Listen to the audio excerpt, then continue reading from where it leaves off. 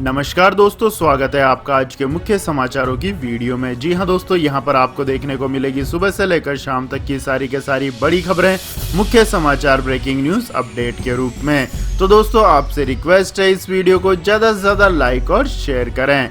तो दोस्तों, जान लेते हैं आज की पहली बड़ी खबर। बीजेपी के साथ गठबंधन वाली सरकार में शिवसेना के साथ गुलामों जैसा बर्ताव किया गया, बोले संजय राउत। जी हां दोस्तों, अक्सर अपने बयानों को लेकर चर्चा में रहने वाले शिवसेना सांसद संजय राउत ने बीजेपी पर हमला बोला है। उन्होंने शनिवार को जलगांव में कार्यक्रम के दौरान कहा कि महाराष्ट्र में जब बीजेपी और शिवसेना के गठबंधन वाली सरकार थी तब बीजेपी ने शिवसेना से गुलामों की तरह बर्ताव किया था। उन्होंने कहा कि सरकार में शिवसेना को तरजीह न देकर बीजेपी शिवसेना को खत्म करना चाहती थी। उन्होंने कहा कि पिछली सरकार में शिवसेना को तवज्जो नहीं दी जाती थी और गुलामों की तरह बर्ताव किया जाता था। शिवसेना को खत्म करने की कोशिश भी की गई। हमारे समर्थन से मिली ताकत का इस्तेमाल हमें ही खत्म करने के लिए किया गया। अगर शिव सैनिकों को कुछ हासिल भी नहीं होता है, फिर भी हम गर्व से कह सकते हैं कि राज्य का नेतृत्व शिवसेना के हाथों में है। रविवार को नासिक में संजय राउत ने कहा कि शिवसेना के नेता उद्धव ठाकरे पूरे 5 साल के लिए मुख्यमंत्री बने रहेंगे। राउत का यह बयान ऐसे समय में आया है जब महाराष्ट्र के मुख्यमंत्री उद्धव ठाकरे ने हाल ही में पीएम नरेंद्र मोदी से अकेले में मुलाकात की, जिसके बाद राजनीतिक अटकलें शुरू हो गई थी। कांग्रेस के प्रदेश अध्यक्ष नाना पटोले महाराष्ट्र के मुख्यमंत्री बनने की मंशा जाहिर कर चुके हैं। इसके बाद दोस्तों, जान लेते हैं अगली बड़ी खबर। कपिल सिब्बल ने कांग्रेस नेतृत्व पर उठाए सवाल, कहा देश को मजबूत विश्वसनीय विपक्ष की जरूरत। जी हां दोस्तों, कांग्रेस के कई बड़े नेता जो राहुल गांधी के करीबी थे, उनमें से कईयों ने पार्टी छोड़ दी है। इस फहरिस्त में ज्योतिरादित्य सिंधिया, जितिन प्रसाद सरी के नेताओं का नाम शामिल है। वहीं राजस्थान में सचिन पायलट और पंजाब में नवजोत सिंह सिद्धू नाराज बताए जा रहे हैं। ऐसे में फिर से पार्टी के भीतर ही कई सवाल उठने लगे हैं। इन सवालों को और बल तब मिला जब कांग्रेस के सीनियर नेता कपिल सिब्बल ने रविवार को पार्टी नेतृत्व पर सवाल उठा दिए। एक इंटरव्यू में कपिल सिब्बल ने स्वीकार किया कि वर्तमान में बीजेपी के लिए कोई मजबूत राजनीतिक विकल्प नहीं है। हालांकि उन्होंने यह भी कहा कि प्रधानमंत्री नरेंद्र मोदी ने शासन करने का नैतिक अधिकार खो दिया है और कांग्रेस मौजूदा विकल्प हो सकती है। कपिल सिब्बल ने कांग्रेस नेतृत्व पर सवाल उठाते हुए कहा कि देश में राजनीतिक विकल्प की कमी है।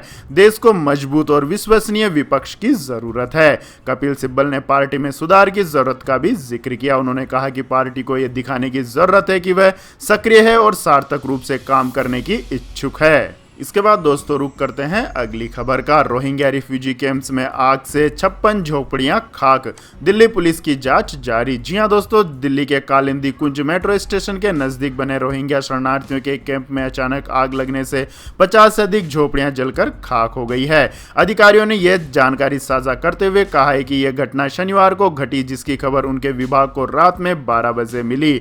अधिकारियों ने बताया कि आग में किसी के हताहत होने की खबर नहीं है। उन्होंने बताया कि कालिंदी कुंज मेट्रो स्टेशन के पास मदनपुर खादर में घटनास्थल पर दमकल की 5 गाड़ियां भेजी गई और देर रात करीब 3 बजे आग पर काबू पा लिया गया। पुलिस ने बताया कि रोहिंग्या शिविर में आग लगने की पीसीआर को फोन के जरिए जानकारी मिली थी, जिसके बाद पुलिस मदनपुर खादर के कंजन कुंज स्थित घटनास्थल पर पहुंची। इसके बाद थोड़ी ही देर में इस आग पर काबू पा लिया गया। इसके बाद दोस्तों, जान लेते हैं अगली बड़ी खबर। ओम प्रकाश राजभर बोले, बीजेपी में पिछड़े वर्ग के नेताओं की हालत गुलामों जैसी, नहीं करेंगे गठबंधन। जी हां दोस्तों, भारतीय जनता पार्टी के पूर्व सहयोगी सुहेल देव, भारतीय समाज पार्टी के अध्यक्ष और पूर्व मंत्री ओम प्रकाश राजभर ने रविवार को भविष्य में बीजेपी के साथ किसी प्रकार के गठबंधन से इनकार करते हुए आरोप लगाया है कि वहां पिछड़े वर्ग के नेताओं की हालत गुलामों जैसी है। उन्होंने कहा कि वह भाजपा के किसी नेता के संपर्क में नहीं है। योगी आदित्यनाथ के नेतृत्व वाली उत्तर प्रदेश सरकार में पिछड़ा वर्ग कल्याण मंत्री रह चुके सुभाषपा अध्यक्ष राजभर ने भविष्य में भाजपा से गठबंधन करने से साफ साफ इनकार कर दिया है। ओम प्रकाश राजभर ने दावा किया है कि केंद्रीय गृह मंत्री अमित शाह भी यदि उन्हें न्योता देते हैं तो भी वह उनसे मुलाकात नहीं करेंगे। आपको बता दें दोस्तों, उत्तर प्रदेश में 2017 विधानसभा चुनाव से पहले राजभर की पार्टी ने भाजपा से गठबंधन किया था और यह करार अमित शाह की मौजूदगी में हुआ था।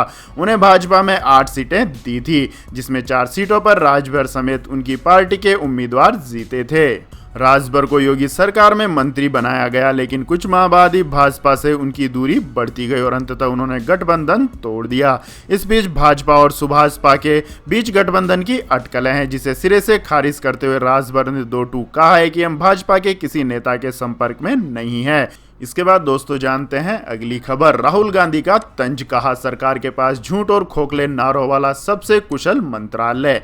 जी हां दोस्तों, कांग्रेस के पूर्व अध्यक्ष राहुल गांधी इन दिनों लगभग हर रोज बीजेपी और नरेंद्र मोदी की सरकार पर निशाना साध रहे हैं। बेरोजगारी से लेकर कोरोना वायरस, लगभग हर मुद्दे पर वो सरकार को घेरने की कोशिश करते हैं। रविवार को उन्होंने ट्वीट पर पूछा कि भारत सरकार का झूठ और खोखले नारों का सीक्रेट मंत्रालय कौन सा है। हालांकि राहुल गांधी ने अपनी बातों में साफ साफ ये नहीं बताया है कि वो किस मंत्रालय की ओर इशारा कर रहे हैं। दरअसल पिछले कुछ दिनों से कोरोना से हो रही मौतों की संख्या को लेकर केंद्र सरकार की तरफ से लगातार अपडेट आ रहे हैं। कहा जा रहा है कि कोरोना की दूसरी लहर के दौरान कई राज्यों ने हर रोज मौत की पूरी सही संख्या की जानकारी नहीं दी है, जबकि मौतों की संख्या कुछ और थी। एक मैगजीन ने भी दावा किया है कि मौत की संख्या 5 से 7 गुना अधिक हो सकती है। ऐसे में राहुल गांधी का इशारा इन्हीं आंकड़ों की ओर हो सकता है। राहुल गांधी ने ट्वीट पर लिखा है कि भारत सरकार का कुशल मंत्रालय कौन सा है। फिर नीचे जवाब देते हुए उन्होंने लिखा, झूठ और खोखले नारों का सीक्रेट मंत्रालय। इसके बाद दोस्तों जान लेते हैं अगली खबर। 24 घंटे में देश में कोरोना संक्रमण के 80,834 नए केस। हेल्थ मिनिस्ट्री के मुताबिक 3,303 की हुई मौत।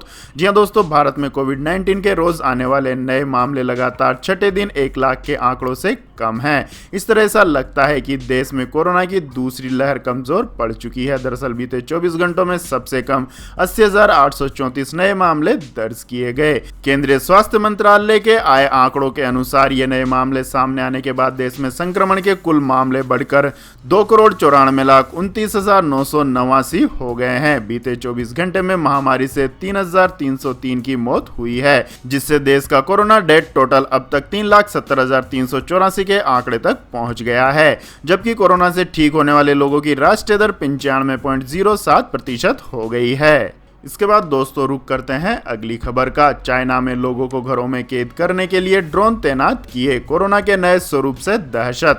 जी हां दोस्तों, चीन के दक्षिण शहर ग्वांगझू में लोगों को घरों के भीतर रखने और बाहर जाते हुए उन्हें मास्क पहनने की याद दिलाने के लिए 7 ड्रोन तैनात किए गए हैं। चीन में कोविड-19 के स्थानीय संक्रमण के मामलों पर काफी हद तक काबू पा लिया गया है, लेकिन ग्वांगझू में कोरोना वायरस के अधिक संक्रामक रूप के मामले बढ़ते दिखाई दे रहे हैं। आपको बता दें दोस्तों, ग्वांगझू में पिछले 24 घंटों में 6 नए मामले आए हैं, जिससे संक्रमण के नए स्वरूप के मामले बढ़कर 100 हो गए हैं। पुलिस ने कैमरों से लैस ड्रोन उड़ाए और उन लोगों को संदेश दिया जो बाहर जा रहे थे। शहर में ड्रोन के अलावा फोन पर स्वास्थ्य की जानकारी लेने, टेम्परेचर मापने और संक्रमण की अधिक आशंका वाले इलाकों की यात्रा करने वाले लोगों के आइसोलेशन जैसे कदमों से भी निगरानी की जा रही है। चीन की तरफ से दावा किया जा रहा है कि ग्वांगझू में कोरोना वायरस का वह स्वरूप मिला है जो भारत में पाया गया है। इसके चलते ग्वांगझू ने कई शहरों से अपने आप को अलग कर लिया है। शहर और आसपास के लोगों के प्रांत के बाहर जाने पर पाबंदी है और वहां सिनेमा, मॉल और अन्य मनोरंजन स्थलों को भी बंद कर दिया गया है। इसके बाद दोस्तों जानते हैं अगली खबर। दिल्ली अनलॉक 3, अगले हफ्ते से खुल सकते हैं सैलून और वीकली मार्केट। कुछ अन्य राहत भी संभव। जी हां दोस्तों, राजधानी में कोरोना वायरस संक्रमण के नए मामलों में लगातार कमी होने और इसको लेकर स्थिति बेहतर होने को ध्यान में रखते हुए प्राधिकारियों द्वारा अगले हफ्ते यानी आज से सैलून और साप्ताहिक बाजारों को खोलने की इजाजत मिल सकती है। सूत्रों के हवाले से शनिवार सामने आई जानकारी के मुताबिक ऐसे संकेत मिल रहे हैं कि दिल्ली के मुख्यमंत्री अरविंद केजरीवाल ने पिछले दिनों माल बाजार और दिल्ली मेट्रो सेवा संचालन शुरू करने का ऐलान करते हुए कहा था कि कोरोना की स्थिति बेहतर होने पर आने वाले दिनों में कुछ अन्य गतिविधियां शुरू करने की इजाजत दी जाएगी। आपको बता दें दोस्तों, दिल्ली सरकार की स्वास्थ्य बुलेटिन के मुताबिक बीते 24 घंटों में कोविड-19 के 213 नए मामले सामने आए हैं और 25 मरीजों की मौत हुई है। वहीं इसके अनुसार संक्रमण की दर घटकर 0.3% हो गई है। Chambers of trade and industry ने 14 जून से सैलून और जिम को फिर से खोलने की मांग की है। सीटीआई के अध्यक्ष ब्रजेश गोयल ने कहा है कि सीटीआई ने सैलून और जिम को खोलने की मांग को लेकर दिल्ली सरकार और दिल्ली आपदा प्रबंधन प्राधिकरण को पत्र लिखा है। उन्होंने कहा है कि इस क्षेत्र से करीब 15 लाख लोगों की जीविका जुड़ी हुई है। इसके बाद दोस्तों जान लेते हैं अगली खबर। लेकिन दोस्तों अगली खबर जानने से पहले आप लोगों से गुजारिश है कि इस वीडियो में दिखाई गई खबरें अगर आपको पसंद आई हो तो इस वीडियो को लाइक करें, शेयर करें और हमारे चैनल को सब्सक्राइब करें।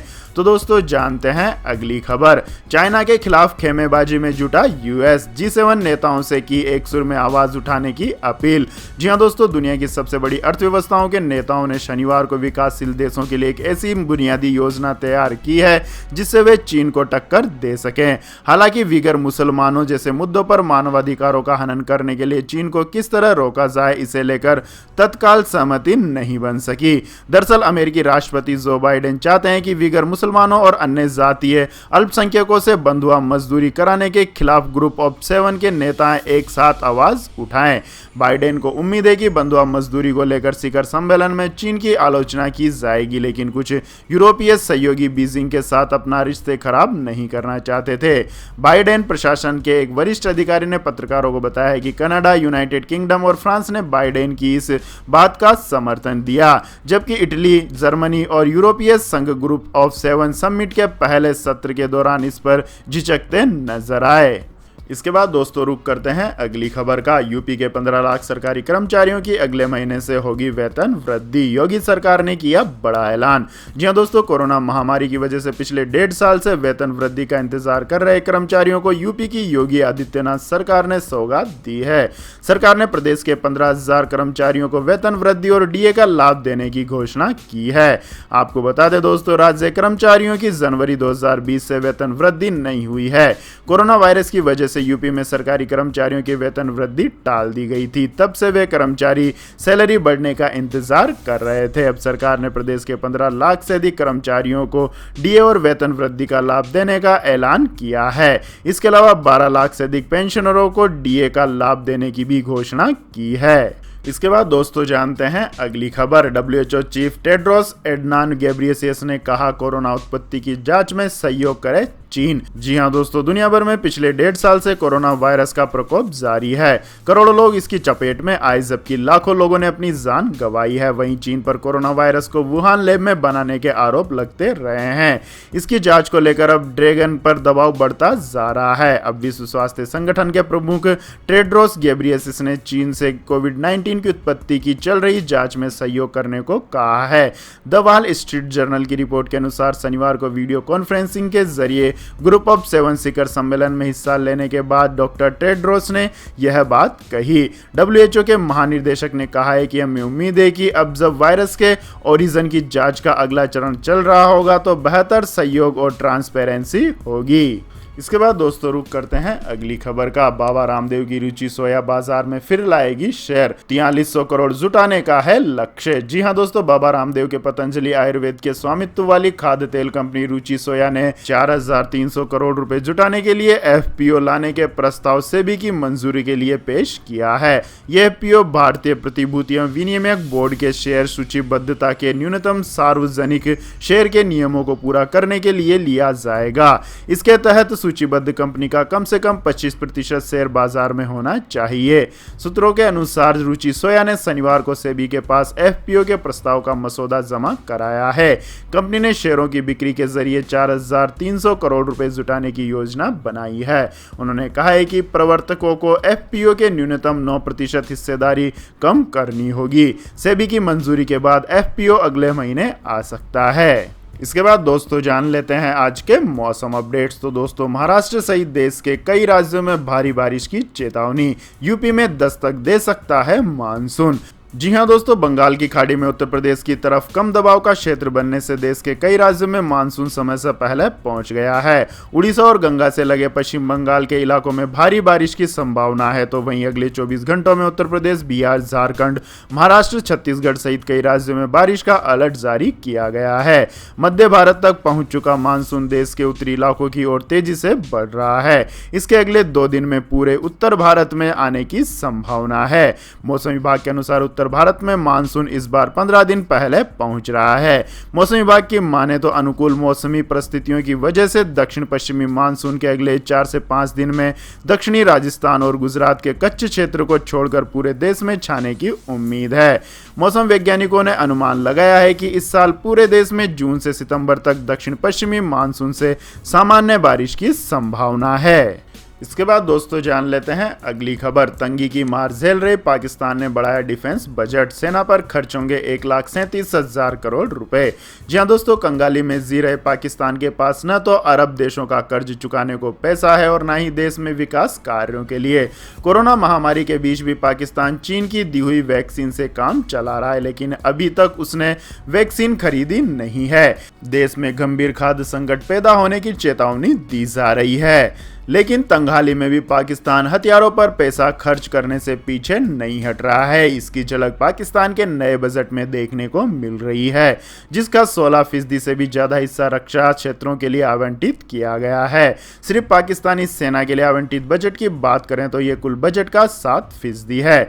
आपको बता दें दोस्तों, पाकिस्तान सरकार ने नए वित्तीय वर्ष के लिए 8,48,700 करोड़ रुपए का बजट पेश किया है, जिसमें 1,37,000 करोड़ रुपए का रक्षा बजट शामिल है, जो पिछले साल के मुकाबले 8,100 करोड़ रुपए अधिक है। पिछले साल पाकिस्तान का रक्षा बजट 1,28,900 करोड़ रुपए का था। बजट दस्तावेज के अनुसार रक्षा व्यय 1,370 अरब रुपए रहने का अनुमान है।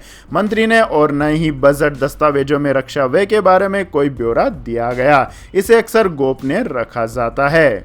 इसके बाद दोस्तों जान लेते हैं अगली खबर। शोधकर्ताओं ने विकसित किए N95 मास्क का बेहतर विकल्प, सांस लेने में किसी प्रकार की नहीं होगी दिक्कत। जी हां दोस्तों, कोरोना संक्रमण को रोकने के लिए फेस मास्क, सैनिटाइजर का उपयोग और महामारी को नियंत्रित करने के लिए आवश्यक दिशा निर्देशों का पालन करना जरूरी है। विश्व स्वास्थ्य संगठन ने कोरोना संक्रमण को रोकने के लिए मास्क को बेहतर कारगर माना है। WHO का कहना है कि मास्क लगाने से कोरोना संक्रमण का फैलाव सीमित हो जाता है। इस दिशा में N95 फेस मास्क को विशेष प्रभावी माना गया है। माना जा रहा है कि यह मास्क पीड़ित व्यक्ति से स्वस्थ लोगों तक वायरस संक्रमण पहुंचाने की प्रक्रिया को प्रभावकारी तरीके से कम करता है, लेकिन बाजार में उपलब्ध ज्यादा N95 फेस मास्क कई बार असुविधाजनक होते हैं। ऐसे मास्क प्राय धोकर दोबारा उपयोग में नहीं ला जा सकते। हाल ही में भारतीय वैज्ञानिकों ने हाइब्रिड मल्टीप्लाई फेस मास्क विकसित किया है। इन्हें SG95 भी कहते हैं। मेड इन इंडिया मास्क प्रदूषित कणों को लगभग 90% और बैक्टीरिया को लगभग 99% तक रोकने में सक्षम है। इस मास्क का निर्माण इस तरह किया गया है कि इससे सांस लेने में किसी प्रकार की दिक्कत नहीं होती है। मास्क को कानों पर बांधने के लिए आरामदायक लूप लगाया गया है। यह मास्क हाथों से बुने हुए सूती कपड़ों से बनाए गए हैं। इनमें फिल्टर के लिए अलग परत बनाई गई है, जिससे मास्क का फायदा बढ़ जाता है। इसके साथ इसको हाथ से धोकर दोबारा प्रयोग में भी लाया जा सकता है। इसके बाद दोस्तों जान लेते हैं अगली खबर। बड़ा निवेशकों का भरोसा। FPI ने जून में अब तक भारतीय बाजारों में किया 13,424 करोड़ रुपए का निवेश। जी हां दोस्तों, विदेशी पोर्टफोलियो निवेशकों यानी FPI ने जून में अब तक भारतीय बाजारों में शुद्ध रूप से 13,424 करोड़ रुपए डाले हैं। कोविड-19 संक्रमण के मामलों में कमी के बीच इकोनॉमी के जल्द खुलने की उम्मीद से भारतीय बाजारों के प्रति विदेशी निवेशकों का भरोसा बढ़ा है। डिपॉजिटरी के आंकड़ों के मुताबिक FPI ने 1 जून से 11 जून के दौरान शेयरों में 15,520 करोड़ रुपए का निवेश किया है।